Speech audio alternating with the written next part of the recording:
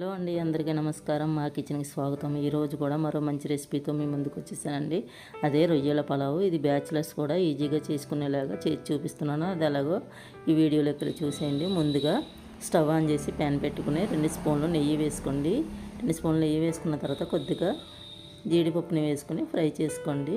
ఇలా ఫ్రై చేసుకున్న తర్వాత పలావుకి కావాల్సిన మసాలాలన్నీ వేసుకోండి. నేను 1/2 కేజీ అనేది చేస్తున్నానండి. 1/2 కేజీ పలావుకి తగినట్టుగా నేను మసాలాలన్నీ వేసుకున్నానండి. 3 బిర్యానీ ఆకులు, 2 దాల్చిన చెక్కలు, లవంగ మొగ్గలు, ఇలాచి ఇవన్నీ వేసుకున్నానండి. పలావుకి ఏవైతే వేసుకుంటామో అవన్నీ వేసుకున్నాను. ఇందులోనే 2 స్పూన్ల ఆయిల్ కూడా వేసుకుంటున్నాను. ఈ మసాలాలన్నీ 2 నిమిషాలు ఫ్రై అయిన తర్వాత ముందుగానే పొడుగ్గా కట్ చేసుకున్న ఒక ఉల్లిపాయ ముక్కల్ని వేసుకుంటున్నానండి. ఇవి కూడా వేసుకుని కొంచెం ఫ్రై చేసుకుంటున్నాను. పలావ్ చేసుకునేటప్పుడు మీరు తినే స్పైసీని బట్టి మసాలాలు అనేవి వేసుకోండి. నేను మాకు తగ్గట్టుగా వేసుకున్నానండి.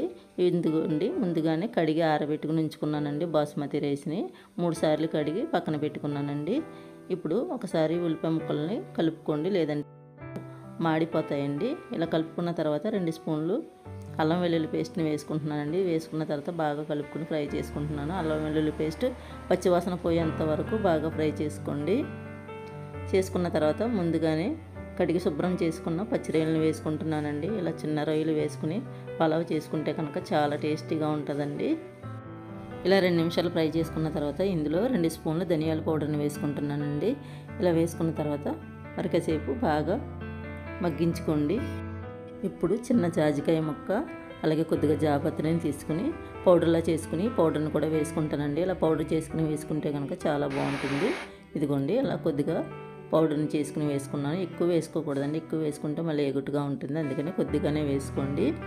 మనలో ఎంతమందికి తెలుసండి జాజికాయ, జాపత్రి, బిర్యానీ ఆకు ఒకే చెట్టు నుండి వస్తుందని తెలిసిన వారు ఎవరైనా ఉంటే కామెంట్ చేయండి. అలాగే 10 పచ్చిమిరపకాయలని వేసుకున్నానండి. ముందుగా వేసుకుంటే కనుక పేస్ట్లా అయిపోతాయని నేను కొంచెం ఉడికిన తర్వాత వేసుకున్నానండి. తర్వాత కొద్దిగా కరివేపాకుని కూడా వేసుకుని బాగా ఫ్రై చేసుకుంటున్నాను.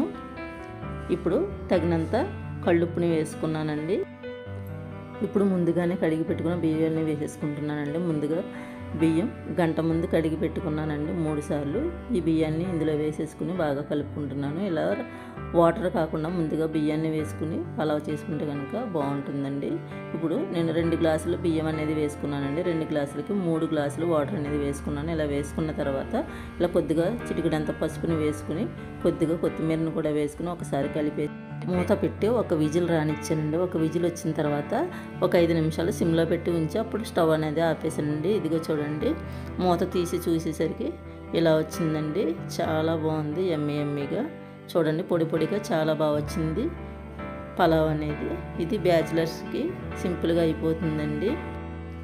ఈ పలావ్ కాంబినేషన్గా మనకి రైతాతో తినేయచ్చండి. చాలా కమ్మగా ఉంటుంది. రొయ్యలతో చేసాం కాబట్టి, నా దగ్గర కర్రీ ఉంది కాబట్టి కర్రీ కూడా వేసుకుంటున్నాను. ఇలా కుక్కర్లో కనుక మనం పలావ్ చేసుకున్నామంటే కనుక మనకి రైస్ పెట్టుకున్నంతసేపట్లో ఈ పలావ్ అనేది అయిపోతుందండి. చాలా సింపుల్గా అయిపోతుంది, ఎంతో టేస్టీగా ఉంటుంది. ఇలా ఒకసారి ట్రై చేయండి. ఎలా వచ్చిందో మాకు కామెంట్ చేయండి. ఈ వీడియో నచ్చితే లైక్ చేయండి, షేర్ చేయండి. మరెన్నో మంచి మంచి వీడియోస్ కోసం మన ఛానల్ని సబ్స్క్రైబ్ చేసుకోండి.